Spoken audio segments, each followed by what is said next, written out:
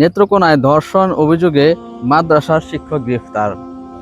মহিলা মাদ্রাসার একজন শিক্ষক একজন ছাত্রীকে ধর্ষণ করছে, এটা সামাজিক যোগাযোগ মাধ্যমে ভাইরাল হয়েছে এবং সেই শিক্ষককে পর্যন্ত গ্রেফতার করা হয়েছে।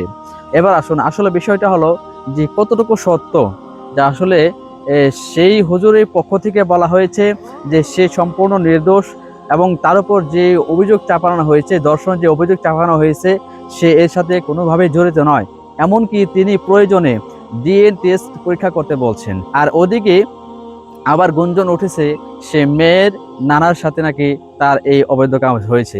জানি না কার সাথে মূলত এই কাজটি হয়েছে, তবে আমরা এটাই বলতে চাই, এর একজন মাদ্রাসার শিক্ষককে কোনো প্রমাণ দলিল ছাড়া তাকে গ্রেফতার করা হয়েছে। এমনকি তাকে আবার রিমান্ডে নেওয়ার জন্য পুলিশ আবেদন করেছে। তো আমরা বলতে চাই, ডিএনএ পরীক্ষা পর্যন্ত করতে বলছে, সে কিছুতেই এর সাথে জড়িত নয়। তাহলে আমরা সরকার থেকে জানতে চাই কেন তাকে গ্রেফতার করা হলো। প্রয়োজনে তার ডিএনএ টেস্ট করা হোক, যদি সে অভিযুক্ত হয় তাহলে আমরা তার সর্বোচ্চ শাস্তি কামনা করি।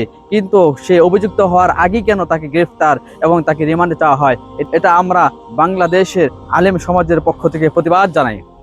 তবে হ্যাঁ, যদি সাক্ষ্য প্রমাণের ভিত্তিতে তদন্ত করার পর যদি সে দোষী সাব্যস্ত হয়, তাহলে অবশ্যই আমরা তার শাস্তি কামনা করি।